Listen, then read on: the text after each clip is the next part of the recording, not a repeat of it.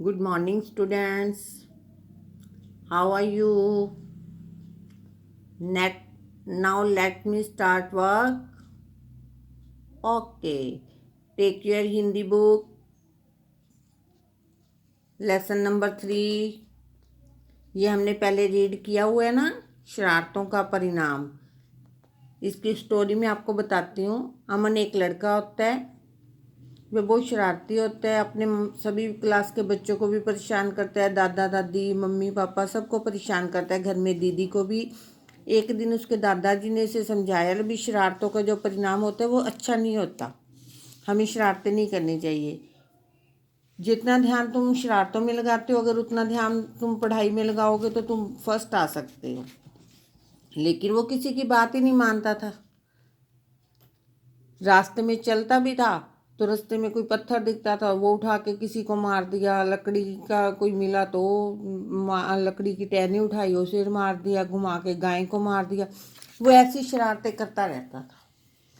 तो क्या हुआ, एक दिन उसने, जो उसके क्लास के बच्चे थे वो भी उसके साथ नहीं खेलते थे, एक दिन उसने क्या किया, पत्थर उठाया और पेड़ पे एक मधुमक्खियों का छत्ता लगा था, उसके ऊपर पत्थर फेंक दिया। वो मधुमक्खियाँ उसके पीछे पड़ गई तो वो रोया चिल्लाया, घर की तरफ भाग गया और घर गया तो उसका सारा उसने मधुमक्खियाँ ने काट लिया था, तो वो बेहोश होकर गिर गया।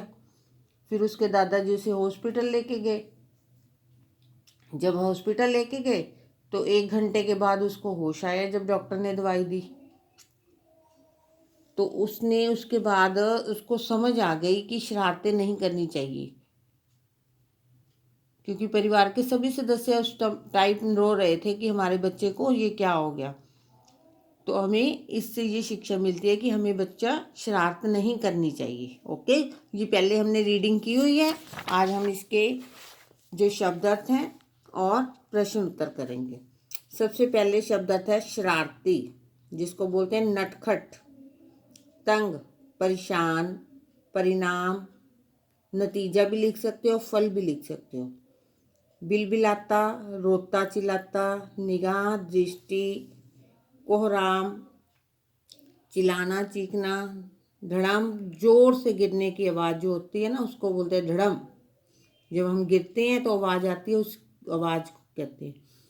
पोंछ, साफ करना, विष, जहर, रंभाकर, गाय के बोलने को रंभाकर कहते हैं, जब गाय बोलती है ना भैं करके ऐसे। आगे है हमारे पास क्वेश्चन, अमन कैसा बालक था?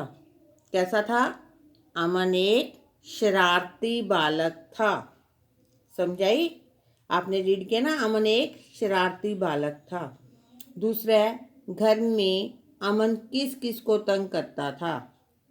किस किस को तंग करता था? घर में अमन दादाजी, दादी जी, माँ और दीदी को तंग करता था। थर्ड क्वेश्चन है, अमन उदास होकर पेड़ के नीचे क्यों बैठ गया? क्यों बैठा था? क्योंकि उसके जो साथी थे उसको खिला नहीं रहे थे ना, क्योंकि बच्चों ने उसे अपने साथ खिलाने से मना कर दिया था, इसीलिए।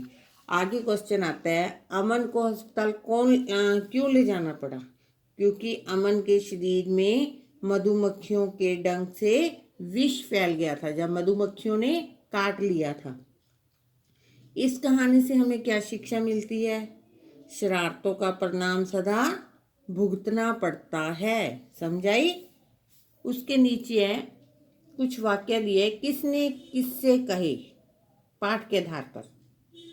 शरारतें करना अच्छा नहीं होता, किसने कहा, किसको कहा? दादाजी ने कहा था ना अमन को, बेटा शरारतें मत किया करो, इसका परिणाम अच्छा नहीं होता। अब मैं कभी शरारतें नहीं करूँगा, किसने कहा था? अमन ने दादाजी को।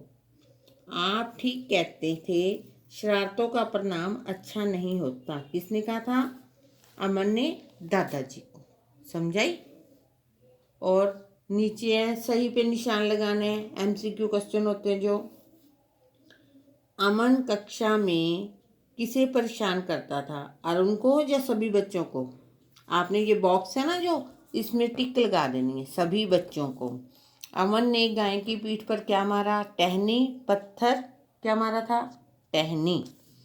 अमन को अस्पताल कौन ले गया? माँ के दादाजी? दादाजी। दादाजी किसकी आंखों में आए आंसू पहुंच रहे थे? अपनी या दादी जी की? अपनी आंखों में। ओके, ये आप करोगे। क्वेश्चन आंसर लर्न भी करने हैं, लिखने भी है मिक्स नोटबुक पर, और जो शब्द अर्थ हैं उनको भी लर्न भी करना है और लिखना भी है। Okay, bye bye.